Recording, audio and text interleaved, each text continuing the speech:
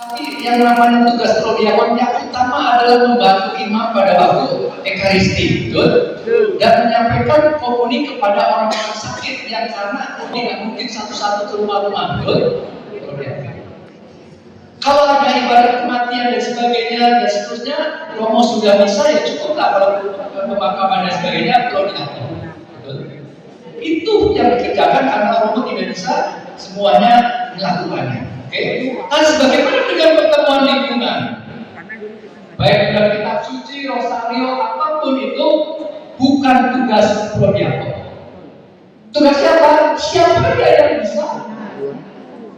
Ya, siapa yang bisa? Jadi bukan prodiakon nggak mempunyai semua gitu ya. Kami di partai kami ini juga ada yang ikut apa harus prodiakon dan sebagainya. Kami kalau gathering para prodiakon ini prodiakon tugasnya jangan menanggapi tugas orang lain loh. Ya, di lingkungan itu ada katekis lingkungan atau di sana namanya katekis ya. Katekis lingkungan itu ada yang memandu. Ya, nah memandu itu namanya pamong sauda.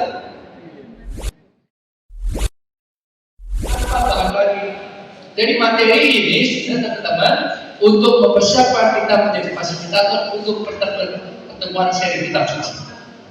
Di luar mungkin bulan-bulan yang khusus, Advent, Paskah, bulan kitab suci, betul? Khusus kan? Di luar bulan-bulan itu ngapain? Doa, oke, novena, rosario dan bulan Maria kan? Bulan-bulan lain ngapain? Enggak ada, betul? Nah sekarang ada namanya go kill, go pergi, go untuk kitab suci lingkungan. Biasanya orangnya lebih jago kitab suci karena namanya memandu, betul? Namanya pendalaman kitab suci, betul? Pamong sabda, ngomong sabda, artinya orang yang bisa membawakan sabda, biasanya di liturgi, ya.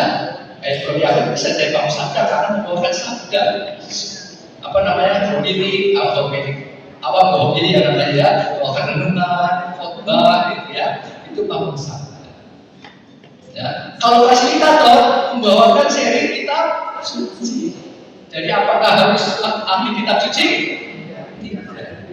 Ya, kemarin kan pertemuan pertama kan kita semua bisa. Karena Pak hanya mengajak seluruh dinamika pertemuan itu bagaimana supaya peserta itu mau sharing satu sama yang lain. Dan menemukan jabatannya, ya tolong jangan pasang badan. Apa itu pasang badan? Ketika jadi ketua lingkungan, ya daripada nggak mau, oke jadi ketua lingkungan apa-apa gitu ya. Ketika udah jawab ketua lingkungan, umat bilang, Pak sudah liburan kok nggak ada kegiatan? Jawabannya apa? Ya saya nggak bisa.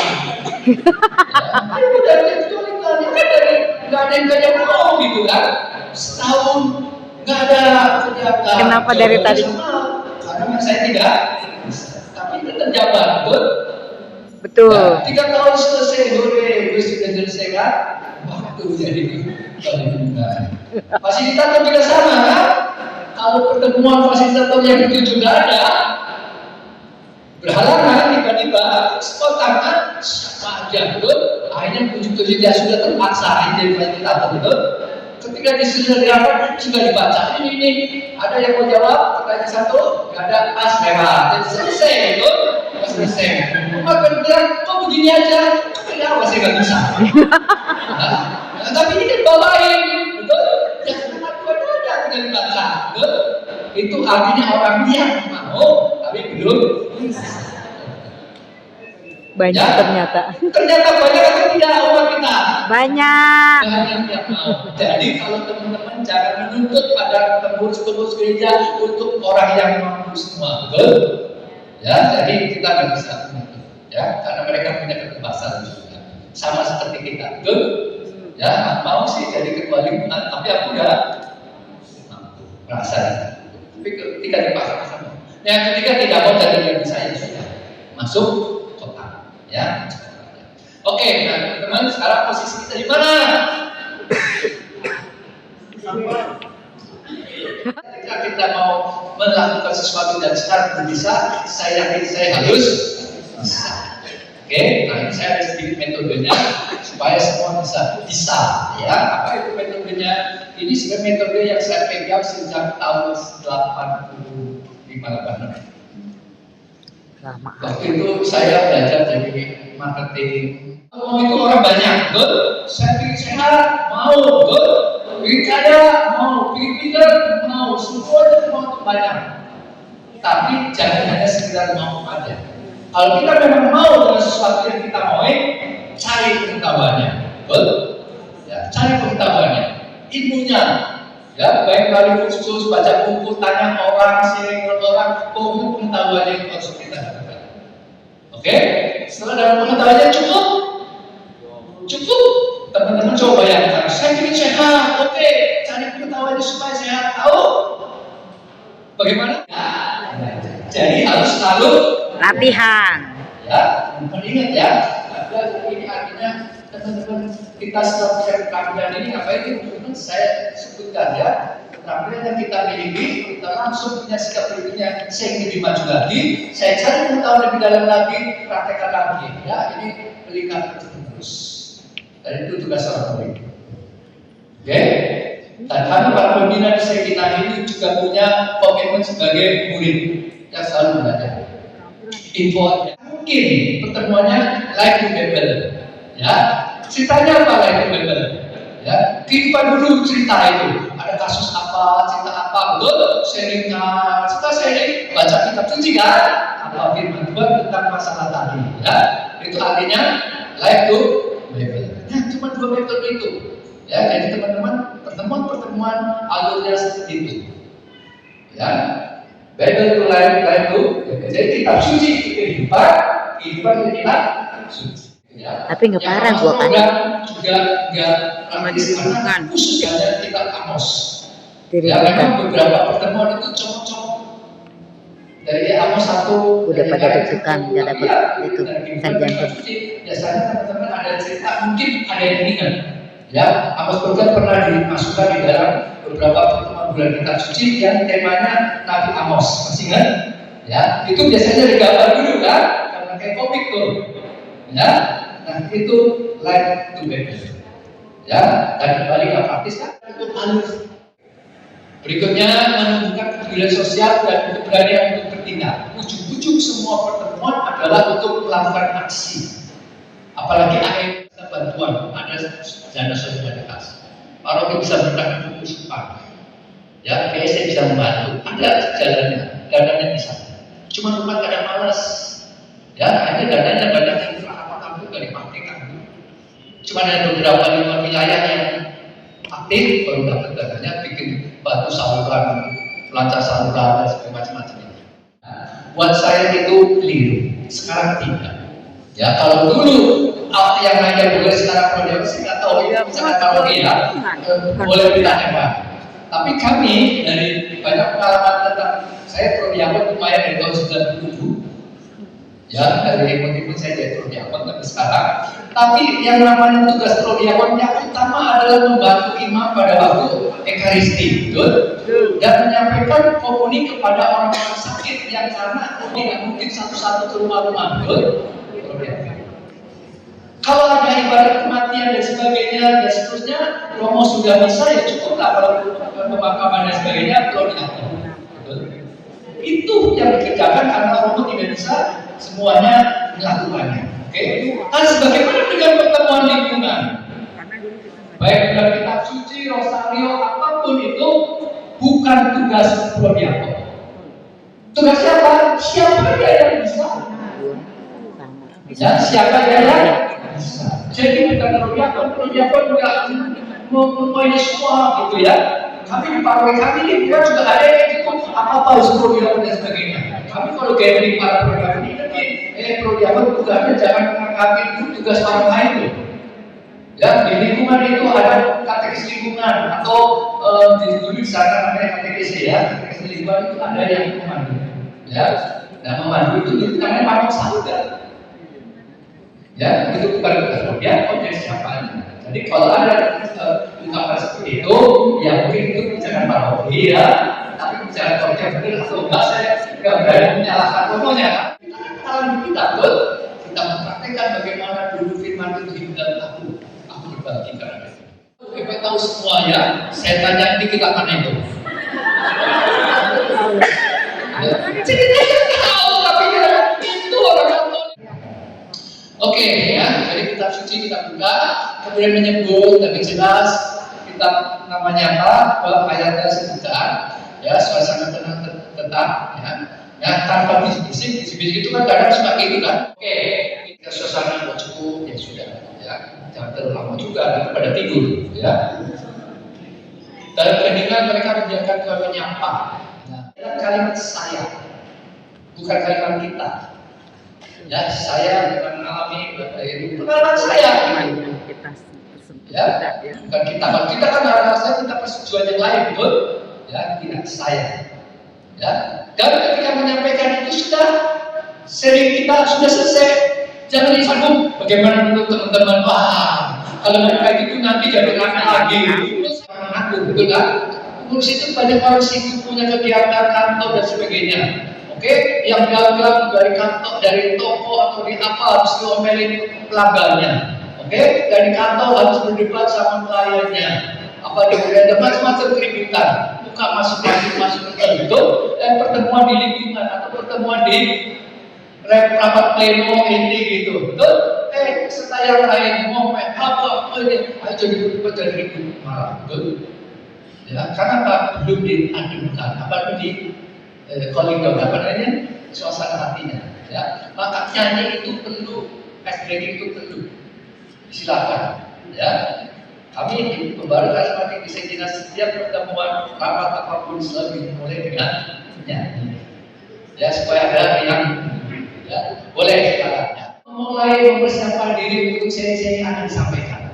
Karena firman-Nya kan lebih tahu kan, ya, saya. Nah, seri presentator ini juga perhatikan jangan seri yang bombastis, yang vulgar, yang wow. Ya, apa itu seri-seri yang wow itu? Misalkan, saya ini ketika muda, saya jadi jahat sekali, saya sampai masuk penjara 5 kali. Itu maksudnya. Ya, jadi orang mau bercerita, karena cerita yang gampang yang sekarang. Itu Pak maksudnya ya. Jadi jangan teman-teman suka wow. Wah, gila kamu kayak gitu loh, gitu Pak. Ya, di buku panduan kan ada urutannya, betul Pak? Tinggal kita yang membawakan, Pak. Nah, buat saya, apapun bentuknya, supaya semuanya itu supaya tertarikan, mulai dari fasilitator ketika mengungkapkannya dengan penuh energi. Bahkan kita juga mengungkap dengan penuh semangat, dengan percaya diri, betul? Maka orang yang mendengarkan itu, wow, betul?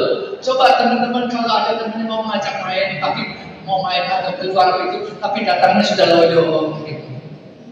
Udah ngajakin, John kita pergi yuk, kita makan ke sana. Mau nggak dia?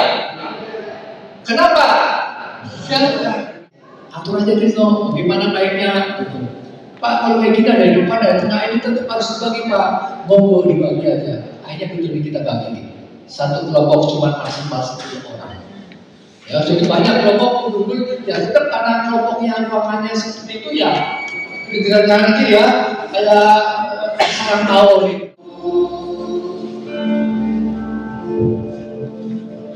Hatiku tak menunggu.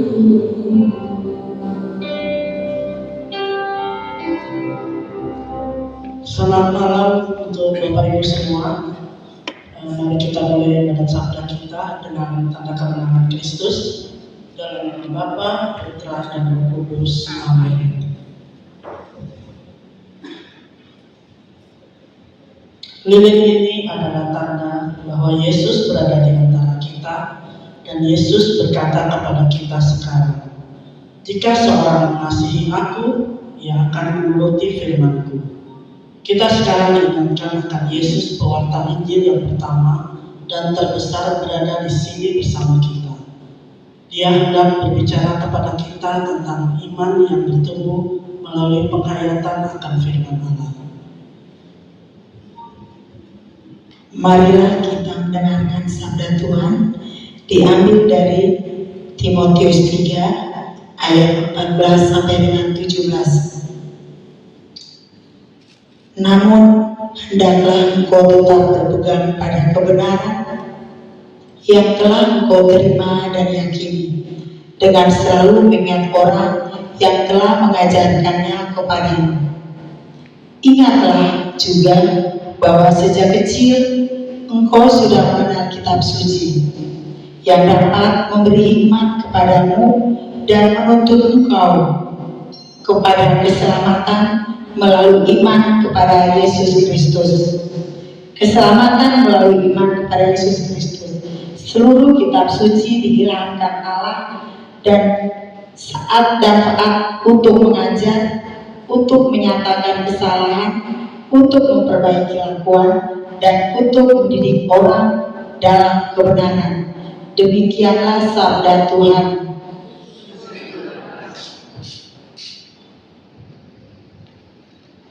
Marilah kita menjawab sabda keselamatan Yesus dengan doa. Yesus, mampukan kami dengan bantuan Roh Kudus untuk dapat membuka hati kami sepenuhnya untuk kehadiran firman-Mu yang hidup.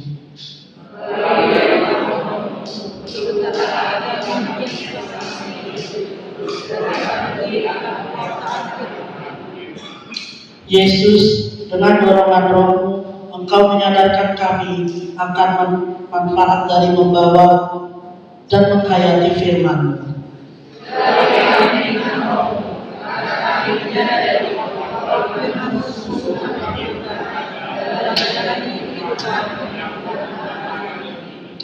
Marilah berdoa. Yesus, kami bersyukur akan dasar tradisi iman yang sungguh luar biasa. Kitab suci yang selama ini belum sepenuhnya kami pahami kegunaannya. Semoga berkat penyataan Roh Kudus semangat kami berdoa untuk mencintai kitab suci. Tanamkanlah kedua dalam hati kami akan firman yang hidup. Dengan demikian kami semakin mengenal dan mencintai Engkau Sang Juru Selamat kami. Amin. Dalam nama Bapa, Putra, dan Roh Kudus. Amin.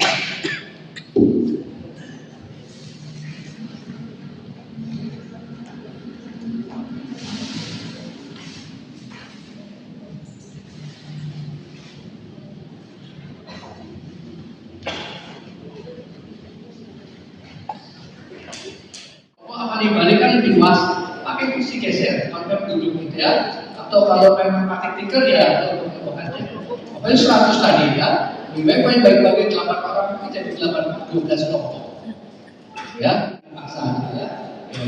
Apakah kita membiarkan waktu ini cukup gitu ya? Waktu ini ya relatif ya, jangan terlalu lama nanti tidur.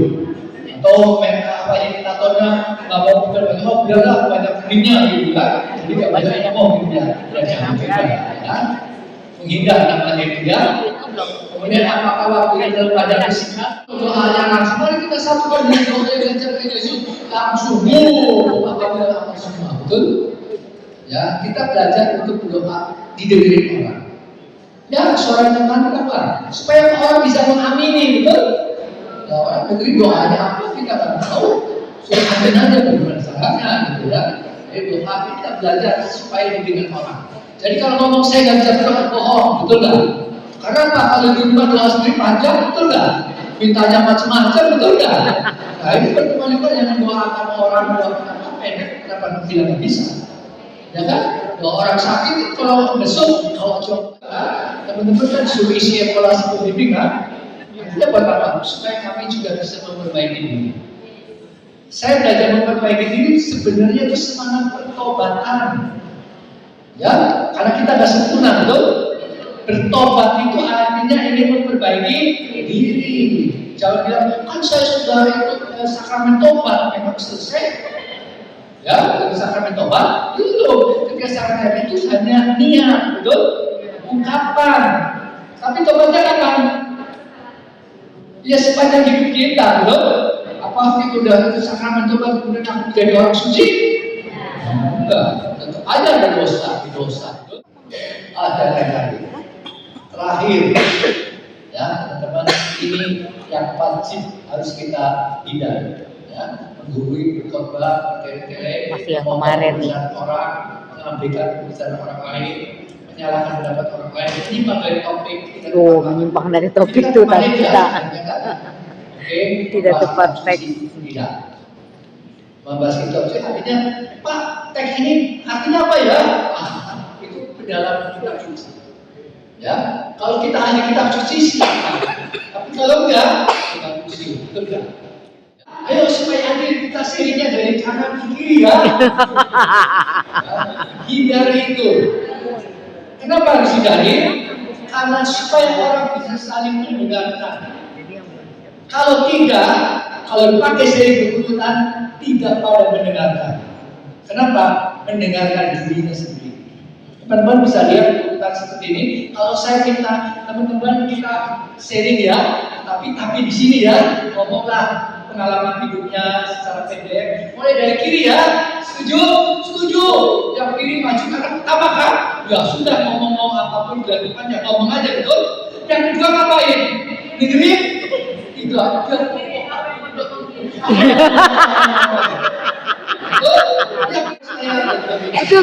juga, betul. Sudah mulai betul lagi kan, betul. Betul nggak? Betul. Kalau teman-teman nomor 3 yang satu udah ngomong, diurutin nomor 2, ngapain kita? Mikir. Mikirin saya mau ngomong apa, saya mau ngomong apa, betul?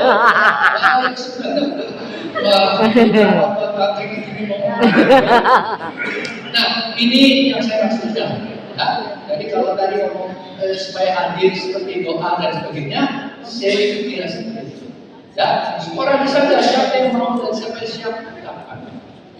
Ya, semoga ini menjadi inspirasi ya pembukaan buat kita semua belajar untuk menjadi pasukan itu. Ya, semoga rangkaian berikutnya bisa berjalan dengan baik. Terakhir ada yang bertanya.